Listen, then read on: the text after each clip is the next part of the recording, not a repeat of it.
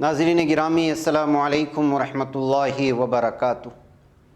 میں ہوں آپ کا میزبان انصار عزیز ندوی، اور آپ اس وقت سیدھی بات چینل کا خصوصی پروگرام ذکر میرے حبیب کا صلی اللہ علیہ وسلم دیکھ رہے ہیں۔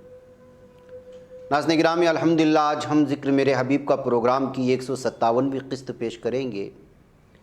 گزشتہ ہفتے آپ نے دیکھا تھا، گزشتہ ہفتے کیا کہوں بلکہ 2-3-4 ہفتے قبل بعض وجوہات کی وجہ سے جو ہے ہم نے یہ سلسلہ کچھ ہفتوں کے لیے رکا تھا، لیکن یہ سلسلہ مزید آگے بڑھے گا۔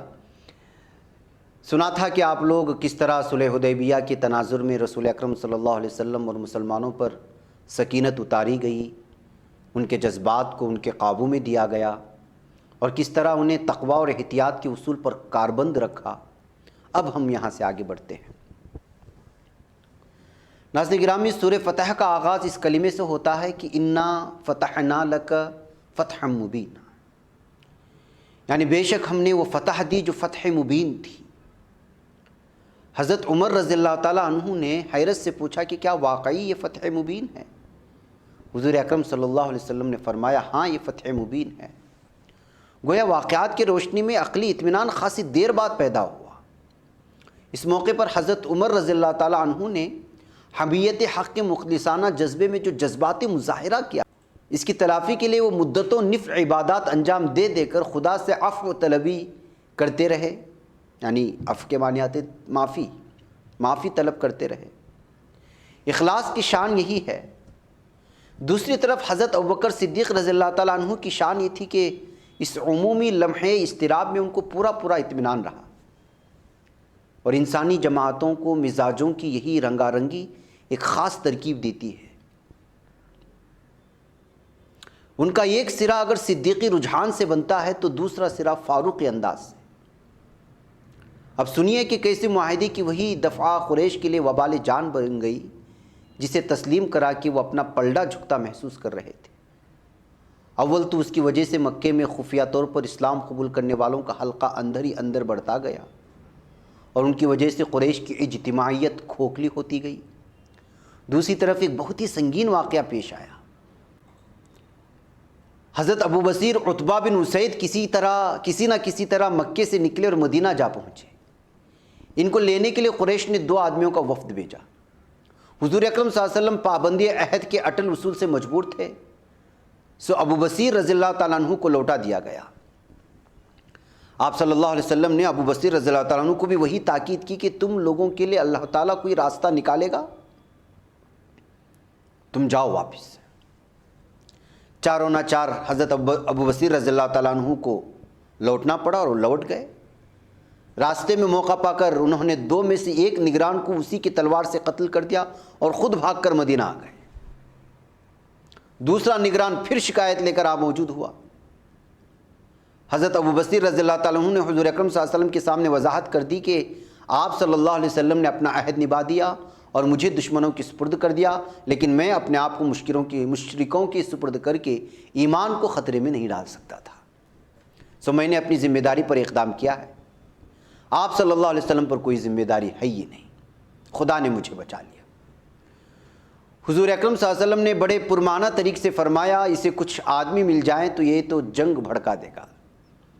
حضرت ابو بصیر رضی اللہ تعالیٰ عنہ کو اندیشہ ہوا کہ شاید مجھے پھر مکہ روانہ کر دیا جائے، اس لیے وہ چپکے سے مدینے سے نکل کر ساحل سمندر کی طرف مقام عیس جو قریب ہے ذوالمرہ کے، وہاں جا پہنچے اور وہاں ڈیرا ڈال دیا۔ بعد میں حضرت ابو جندل رضی اللہ تعالیٰ عنہ بھی وہاں آ گئے۔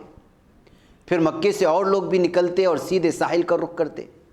ہوتے 70 جوانوں کا دستہ یہاں جمع ہو گیا، جو مکے سے مسلمان ہو کر کے مدینہ جانا چاہتا تھا، مدینہ کے بجائے ساحل پر آ گیا، جہاں پر پڑاؤ حضرت ابو بصیر نے ڈالا تھا۔ مکہ والوں سے ان کی اصولی کشمکش بھی تھی اور ذاتی مظلومی کا جذبہ انتخاب بھی تھا، اور یہ حکومت مدینہ کے شہری بھی نہ تھے کہ ان پر معاہدے کی ذمہ داری ہوتی۔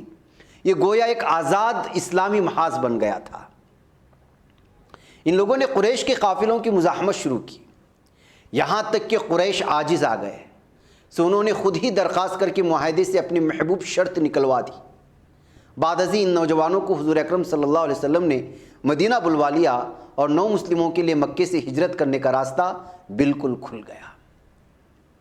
ایک اہم مسئلہ اس وقت پیدا ہوا جب ام کلثوم جو مکی سردار عقبہ ابن ابی معیط کی صاحبزادی تھی، ہجرت کر کے مدینہ آ پہنچی۔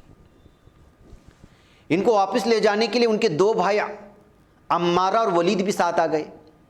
معاملہ حضور اکرم صلی اللہ علیہ وسلم کے سامنے آیا تو بحکم الہی آپ صلی اللہ علیہ وسلم نے ام کلثوم کو واپس کرنے سے انکار کر دیا۔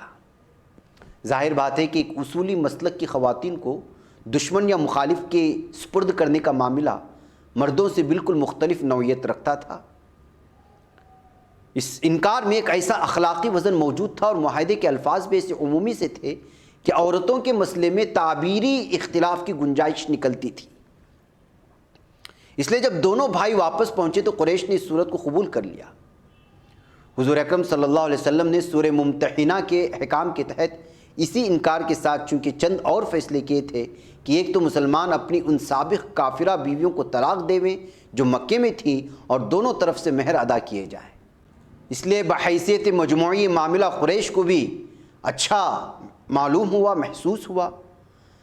یہ تھا وہ تاریخی معاہدہ جو اپنے نتائج کے اعتبار سے بجائے خود فتح عظیم کی حیثیت رکھتا تھا اور جس تک قریش کو لانے اور اس سلسلے کی جملہ پرپیچ مراحل کو طے کرنے میں حضور اکرم صلی اللہ علیہ وسلم نے ایسی سیاست حکمت اور قائدانہ بصیرت کا مظاہرہ کیا جس سے بعد والوں کو تا قیامت رہنمائی ملتی رہے گی۔ یہ مصالحت حضور اکرم صلی اللہ علیہ وسلم کی سیاست کاری کا ایک بے مثل شاہکار ہے۔ معاہدے میں طے تھا کہ اس سال مسلمان واپس چلے جائیں اور اگلے سال آ کر زیارت کر لیں۔ چنانچہ دوسرے سال 7 ہجری میں حضور اکرم صلی اللہ علیہ وسلم نے رفقا سمیت مکے کا رخ کیا۔ یہ سفر بھی اگر مرتبہ اول میں دینی تھا تو مرتبہ دوم میں سیاسی۔ اس سے گہرے اثرات فضا میں مرتب ہوئے اور اس کی وجہ سے اسلام کا نفوذ نہ صرف مکے میں بڑھ گیا بلکہ سارے عرب میں بھی مسلمانوں کا حرم میں آزادانہ داخلہ نہایت اچھے ذہنی اثرات کا موجب ہوا۔